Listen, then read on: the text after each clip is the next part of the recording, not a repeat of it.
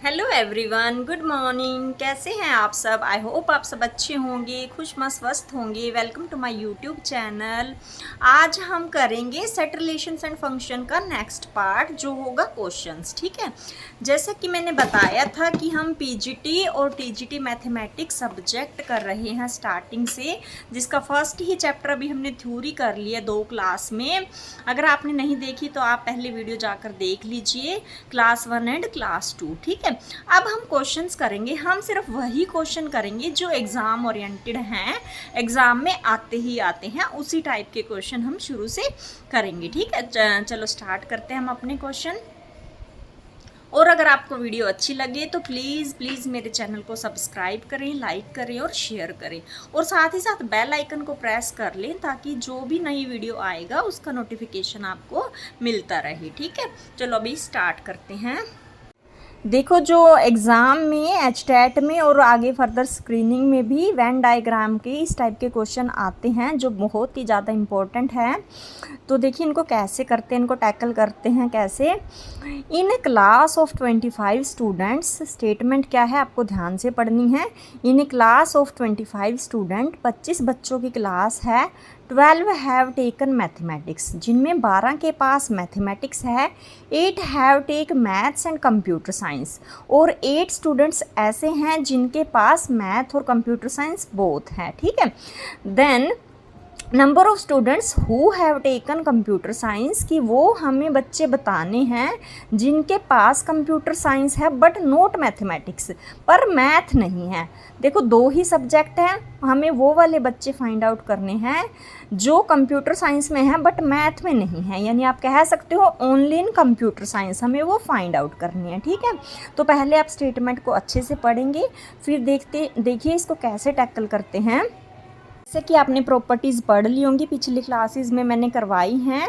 अगर आपने नहीं पढ़ी हैं तो आप एक बार जा करके उनको देख लें वीडियो को। ठीक है, जिन बच्चों को ऑलरेडी आती हैं वो फुल स्पीड करके देख सकते हैं, और जिन्हें नहीं आती है वो वीडियो पॉज कर करके आराम से देख सकते हैं। ठीक है, देखो तो हम इनको कैसे टैकल करते हैं।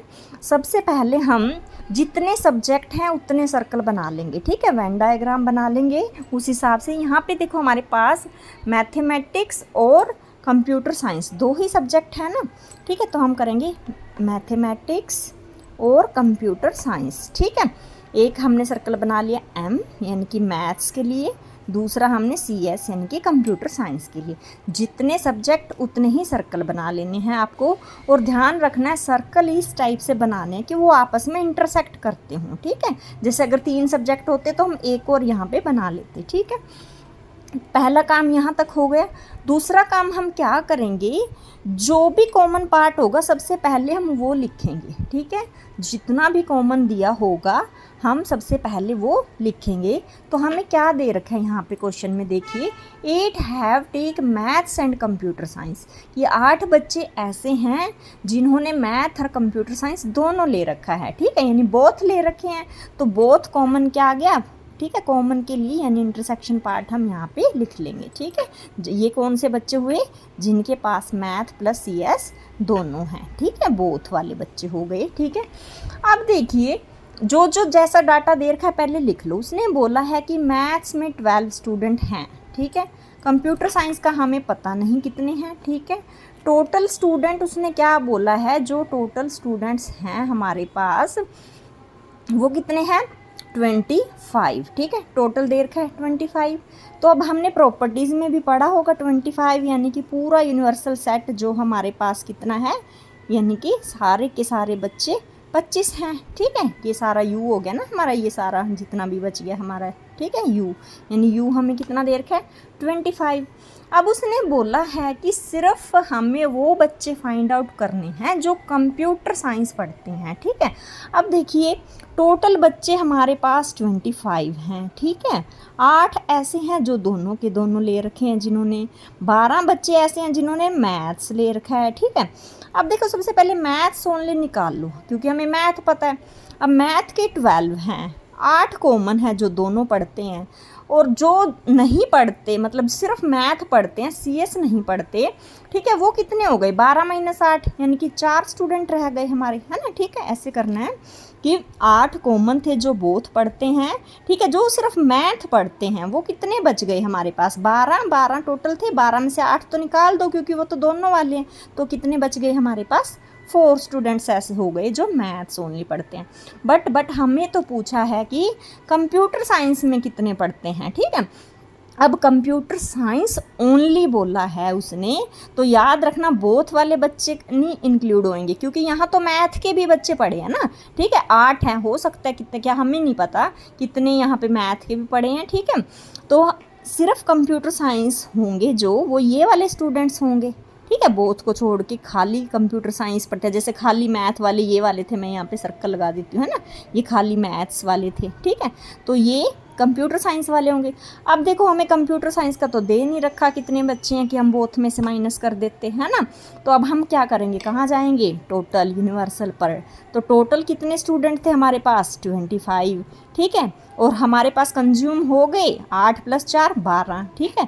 तो -12 अगर कर दें, ये वाला ग्राफ हटा दें तो सिर्फ ये वाला आ जाएगा ना, तो 25 में से अगर 12 माइनस कर देंगे तो कितने बच जाएंगे, 13, ठीक है। यानी कि जो खाली CS पढ़ते हैं ओनली, ठीक है, वो कितने स्टूडेंट आ गए हमारे पास, 13। तो ये हमारा आंसर आ गया। आई होप आप लोगों को समझ आया होगा। मैं फिर से रिवाइज़ कर देती हूँ एक बार कि एक क्लास थी उसमें 25 बच्चे थे, 12 में जिन्होंने मैथमेटिक्स लिया था, 8 स्टूडेंट ऐसे थे जो मैथ्स और कंप्यूटर साइंस दोनों पढ़ते थे। हमें ओनली कंप्यूटर साइंस निकालना था। तो सबसे पहले हम वेन डायग्राम बनाएंगे, तो इस तरीके से सर्कल बनाएंगे कि वो आपस में इंटरसेक्ट करते हों, ठीक है। सबसे पहला काम ये है। फिर हमारा है कि अगर इंटरसेक्शन दे रखा है हमें, ठीक है, तो सबसे पहले वो लिख लेंगे, हमने लिख लिया। फिर हम देखेंगे हमें और क्या क्या डाटा गिवन है, ठीक है। हमें दिया हुआ था मैथ्स में 12 स्टूडेंट हैं, ठीक है, और 8 कॉमन हैं, ठीक है, टोटल 25 हैं, और हमें कुछ नहीं पता था इसके अलावा। तो हमने देखा, देखो 8 और 4 12 होते हैं। अगर 8 बोथ में हैं तो रेस्ट स्टूडेंट जो मैथ्स के होंगे टोटल में से 12 - 8 यानी 4, ठीक है। ऐसे हम CS के निकाल लेंगे। CS के निकालने के लिए बोथ तो हैं हमारे पास, बट CS का टोटल नहीं गिवन था, तो हमने यूनिवर्सल सेट का हेल्प ले लिया कि टोटल क्लास में 25 बच्चे थे, जिसमें से मैथ पढ़ने वाले 12 बच्चे हैं, ठीक है। तो बाकी के कितने बच गए, 13 बच्चे बच गए, ठीक है। तो इस टाइप से इसको टैकल करेंगे, ठीक है। अब देखिए नेक्स्ट सम है, in a survey of 55 students it is found that 20 students read newspaper A। जो 20 बच्चे हैं वो न्यूज़पेपर 30 स्टूडेंट हैं जो वो न्यूज़पेपर A रीड करते हैं, 20 रीड न्यूज़पेपर B, जो 20 स्टूडेंट हैं वो B न्यूज़पेपर रीड करते हैं, 7 रीड करते हैं both newspaper. The number of students who read none of the newspaper, कितने वो नंबर ऑफ स्टूडेंट्स बताने हैं जो कोई सा भी पेपर रीड नहीं करते हैं, ठीक है। तो इसको फिर से सेम वे में है, हम कैसे करेंगे, कितने स्टूडेंट हैं, सबसे पहले सर्वे में 55, यानी कि अपना जो यूनिवर्सल सेट गिवन है उसकी वैल्यू कितनी दे रखी है, 55, ठीक है। फिर उसने बोला 30 स्टूडेंट हैं, ठीक है। देखिए फिर से करके दिखाती हूँ इसको मैं, आ जाइए। सबसे पहले हम क्या करते हैं, यूनिवर्सल सेट ड्रॉ कर लिया हमने, ठीक है। ये हमें U की वैल्यू 55 गिवन है। फिर न्यूज़पेपर कितने हैं, 2 ही हैं, फिर से हम 2 सर्कल बना लेंगे, circle A and then B, ठीक है। न्यूज़पेपर A हो गया, ये हमारे पास न्यूज़पेपर B हो गया, ठीक है। फिर मैंने कहा था सबसे पहले बोथ लिखेंगे, जो दोनों पढ़ते हैं वो कितने हैं, 7, ठीक है। तो 7 हम बीच में लिख लेंगे जो बोथ है, ठीक है। अब उसने कहा था जो 30 हैं वो A पढ़ते हैं, A की वैल्यू हमें गिवन है 30, ठीक है। फिर B न्यूज़पेपर B कितने पढ़ते हैं, बोथ पढ़ते हैं 7, और B का हमें कुछ नहीं पता कितने पढ़ते हैं, ठीक है, B हमें नहीं पता है। तो हम पहले वही टोटल A कितने हैं, 30, 7 कॉमन हैं, ठीक है। तो 30 कैसे बनेगा, यहाँ 23 होंगे तभी बनेगा ना, 23 + 7 30 है ना, ठीक है। तो हमने ये निकाल लिए, जो सिर्फ A पढ़ते हैं वो कितने हैं, 23 हैं, ठीक है। अब देन U 55 दे रखा है, ठीक है। 55 - 30 कर देंगे यहाँ पे, तो कितना बच जाएगा हमारा, 55 में से 30 माइनस कर दो। अभी सॉरी B भी गिवन है हमें, B कितना गिवन है, 20, ठीक है। रीड न्यूज़पेपर ए, 20 रीड न्यूज़पेपर बी। ठीक है, बी हमें गिवन है 20। ठीक है, अब देखो 20 कैसे बनेगा, 7 कॉमन है, 20 माइनस 7 यानी कि 13 यहाँ पे आ जाएंगे। ठीक है, इस तरीके से करना है कि आपको बोथ का और सिंपल मिला के पूरा हमारा सब्जेक्ट के अकॉर्डिंग हो जाए इक्वल। ठीक है, कि 23 और 7 30 था, तो ए 30 न्यूज़पेपर थे और 7 + 13 ये होता है, ये हो गया। ठीक है, अब हमें बताना है कि number of students who read none of the newspaper, जो कोई सा भी न्यूज़पेपर नहीं पढ़ते हैं। तो देखो पहले जो दोनों पढ़ते हैं हम यूनियन भी निकाल सकते हैं, है ना। और या फिर एक फॉर्मूला और मैंने करवाया था कि यूनिवर्सल में से अगर हम ए यूनियन बी निकाल दें, ठीक है, यूनिवर्सल में से अगर ए यूनियन बी निकाल दें, ठीक है, तो ओनली वाले आ जाएंगे ना, u माइनस, अब देखो यूनियन लिखना था ना, a यूनियन b। ठीक है, इसका फॉर्मूला क्या होता है, पढ़ा था ना, नंबर ऑफ एलिमेंट्स निकालने, n of a union b, n of a plus n of b minus n of a intersection b।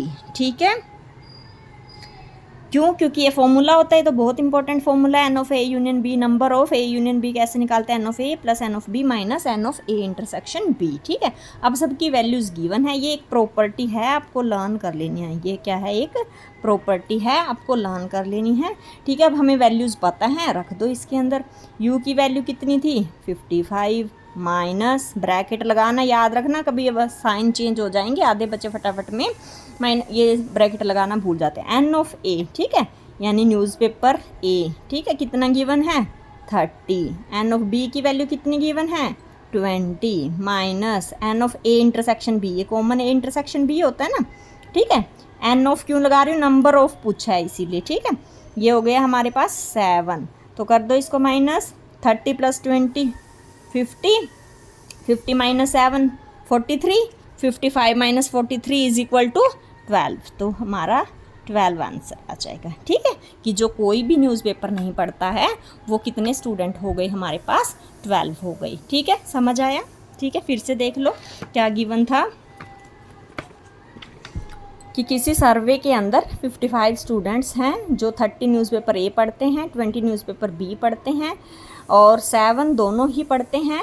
तो the number of students who read none of the newspaper is, कि जो कोई सा भी newspaper नहीं पढ़ते वो हमें बताना था। तो टोटल स्टूडेंट ले लिया, यानी कि u 55 है।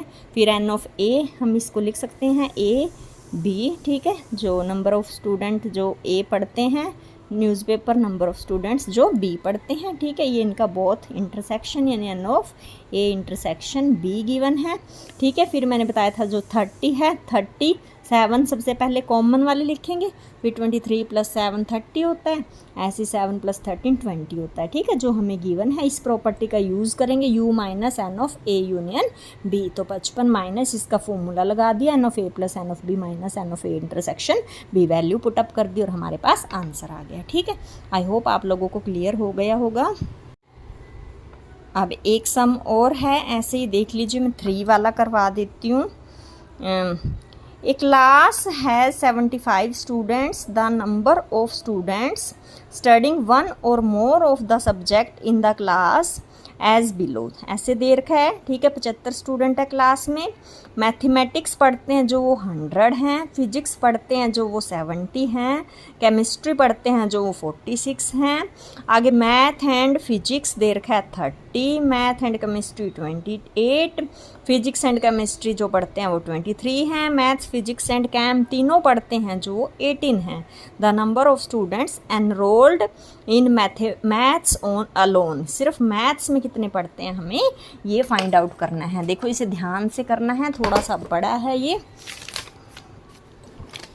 कुछ नहीं है बड़ा। ठीक है, चीज़ें सेम हैं। सबसे पहले कितने स्टूडेंट हैं, 75 हैं क्लास में। ठीक है, अब देखो सब्जेक्ट कितने हैं, 3 सब्जेक्ट हैं। कौन कौन से, मैथ्स, केमिस्ट्री एंड फिजिक्स। तो कितने सर्कल बनेंगे, 3। ठीक है, 3 सर्कल कैसे बनाने हैं, आपस में इंटरसेक्टिंग करते हुए, कि ऐसा हो कि वो आपस में इंटरसेक्ट करें। एक है मैथ का, फिर है फिजिक्स का, फिर है कैम का। ठीक है, अब जिसके जो दे रखा है डाटा फिलअप कर दो। मैथ्स के कितने बच्चे गिवन हैं, 100 स्टूडेंट्स, ठीक है। फिजिक्स में 70, केमिस्ट्री में 46, ठीक है यहाँ तक। फिर इन तीनों का देखो कॉमन पार्ट कौन सा होगा, इन तीनों सर्कल्स का कॉमन पार्ट ये होगा ना, तीनों का जो तीनों में आ रहा है ये वाला, ठीक है। तीनों सर्कल का देख लेना, ठीक है। ये देखो इस वाले में भी आ रहा है, ये इस वाले में भी आ रहा है और ये इस वाले में भी आ रहा है, ठीक है। तो उसने क्या कहा है, पहले जो जो डाटा गिवन है वो लिख लो, ठीक है। उसने बोला है यू अपने को गिवन है 75, यानी कि क्लास में टोटल स्टूडेंट कितने हैं 75। द नंबर ऑफ स्टूडेंट्स 1 और more of the subject in this class is as below. Maths में 100 हमने लिख लिया, फिजिक्स में 70 लिख लिया, केमिस्ट्री में 46 लिख लिया। फिर है फिजिक्स एंड मैथ, यानी कि फिजिक्स एंड मैथ, ठीक है, यानी कि दोनों में कॉमन फिजिक्स एंड मैथ, या ए बी करके भी लिख सकते हो आप, मैंने नाम से लिख लिया। कॉमन कितने हैं 30, यानी इंटरसेक्शन दे रखा है। फिर है केमिस्ट्री एंड फिजिक्स, ठीक है, कैम एंड फिजिक्स कितने हैं 28, ठीक है। देन कैम, ठीक है ना, हाँ sorry maths physics, math and chem, math and chemistry, math और केमिस्ट्री में कितने दे रखे हैं 28। फिर फिजिक्स एंड केमिस्ट्री में कितने दे रखे हैं, फिजिक्स और केमिस्ट्री में दे रखे हैं 23। फिर तीनों में देखो कितने, मैथ्स फिजिक्स केमिस्ट्री, यानी कि पी या M intersection P intersection C, तीनों में कितने गिवन है हमें 18, ठीक है। ये सारा डाटा हमें गिवन है, ठीक है। अब हम सबसे पहले पार्ट हम क्या करते थे, हमने, ठीक है, जितने सब्जेक्ट दे रखे थे उसके अकॉर्डिंग वेन डायग्राम बना लिया। कॉमन तीनों का हमने देखा, ये सबसे पहले तीनों का कॉमन डालेंगे। 2 सर्कल होते तो 2 का कॉमन, अब 3 है तो तीनों का कॉमन, ठीक है। तीनों का कॉमन कितना है 18, तो 18 हमारा यहाँ पे आ जाएगा, ठीक है। फिर हमें 2 का देखो, जो ये है ये वाला इंटरसेक्शन पार्ट है, ये वाला जिसको मैंने डार्क किया है, ये थर्ड गोला छोड़ दो 1 मिनट के लिए। मैथ और फिजिक्स लो, ठीक है। मैथ और फिजिक्स का कॉमन कितना था, दोनों का इनका कॉमन 30, किस किस का, मैथ का और फिजिक्स का, ठीक है।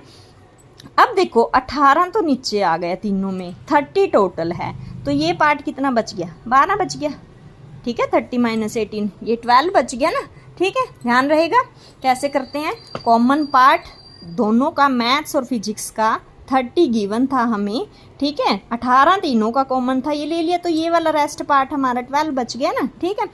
इन द सेम वे हम इसका मैथ्स का और केमिस्ट्री का ले लें। मैथ्स और केमिस्ट्री का कितना है 28, मैथ्स और केमिस्ट्री कितनी कॉमन है 28, ये मैथ्स हुआ, ये केमिस्ट्री हुई। देखो 20, ये यानी ये वाले सर्कल की बात कर रहा है, ये मैथ्स और केमिस्ट्री, ये 28 दे रखा है हमें। 18 तो है ये, ठीक है, 18 28 टोटल है, तो रेस्ट पार्ट कितना बच गया 10, ठीक है। समझ आ रहा है, ठीक है। फिर से क्या करेंगे हम, अब ये 2 बच गए फिजिक्स और केमिस्ट्री। फिजिक्स और केमिस्ट्री का कॉमन कौन सा पार्ट होएगा, ये वाला। फिजिक्स और केमिस्ट्री का कौन सा पार्ट होएगा कॉमन, ये वाला। कितना देर का है 23, 18 यहाँ है, टोटल 23 है, तो रेस्ट पार्ट कितना बच गया 5, ठीक है। समझ आया, रेस्ट पार्ट कितना बच गया हमारे पास 5, ठीक। अब हमने कॉमन निकाल दिया, यहाँ तक का काम हो गया। अब तो बहुत ही आसान हो गया हमारे पास, है ना। अब देखो मैथ्स का था 100, अब अलग अलग सब्जेक्ट का ओनली वाला पार्ट निकाल दो, यानी ये वाला, मैं क्वेश्चन मार्क लगा रही हूँ, ये वाली पार्ट निकाल दो, ठीक है। अब देखो 100 में से पहले ये 10 और 18 28 और 12 कितना हो गया 40, ठीक है।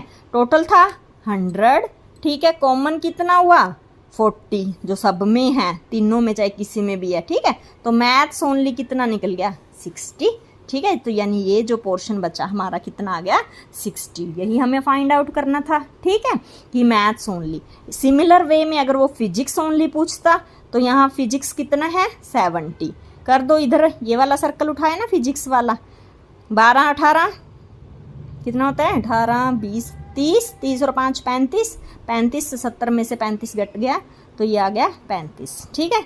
इन द सेम वे अगर केमिस्ट्री ओनली पूछता तो केमिस्ट्री 46 टोटल हैं, माइनस 10 और 18 28 और 5 कितना होता है भाई 28 और 5 33, है ना, 28 और 5 33, हाँ जी। तो 46 - 33 कितना बच गया हमारे पास 13, है ना, 3 1, हाँ ठीक है। तो इस तरीके से हम इनको टैकल करेंगे, ठीक है। जो भी आपको पूछे, अब मैथ्स ओनली पूछे, फिजिक्स ओनली पूछे, केमिस्ट्री ओनली पूछे, बोथ पूछे, ये सारा सर्कल आपके पास क्लियर है, तो आप इस तरीके से इनको कर सकते हैं, ठीक है। आई होप आप लोगों को ये समझ आए होंगे। अब मैं एक क्वेश्चन, छोटा सा होमवर्क है आपके पास, ठीक है। आपको सॉल्यूशन नहीं देखना है, पहले अपने आप से करना है, फिर सॉल्यूशन फाइंड आउट करना है, ठीक है। ये HTET 2015 में सम आया था। If A, B and C be non empty sets such that x is equal to, इस टाइप से गिवन है x A minus of B minus C और y ऐसे है कि A minus B union A intersection C, then which of the following is true, ठीक है। कौन सा ट्रू है कि x कंटेन है y के अंदर, या y कंटेन है x के अंदर, या x इक्वल है y के, या x इक्वल नहीं है y के, ठीक है। ये सब आपको करना है, बिना आपको पहले सॉल्यूशन नहीं देखना है, बाद में देखना है, ठीक है। आई होप आप लोगों को ये समझ आए होंगे वेन डायग्राम के, जो बहुत इंपॉर्टेंट हैं। ये ना केवल HTET में आते हैं, बल्कि और बैंकिंग वगैरह के एग्ज़ाम भी होते हैं, वहाँ पर भी आते हैं, ठीक है। स्क्रीनिंग में भी इस तरीके के एग्ज़ाम पूछे जा सकते हैं। अगर फिर भी आपको कोई प्रॉब्लम हो तो आप मुझे नीचे कमेंट सेक्शन में लिख देना, तो मैं आपका आंसर रिप्लाई कर दूंगी, ठीक है। और आपको ये सम करने हैं, इस टाइप के जितने भी सम आपको बुक्स में मिलेंगे, आप एग्जाम्पलर ले लो, ठीक है, अनसोल्ड, तो आपको वो सब करके देखने हैं, ठीक है। ये एक टाइप थी जिसके 1 से 2 क्वेश्चन पक्का आते ही आते हैं, ठीक है। इसी तरीके की हेल्प, अगर ये आपको हेल्पफुल लगेगा तो मैं बहुत सारी वीडियो ऐसी बनाती रहूँगी। तो बस प्लीज़ आप मेरे साथ जुड़े रहें, ज़्यादा से ज़्यादा सब्सक्राइब करें, लाइक करें और शेयर करें। Thank you so much.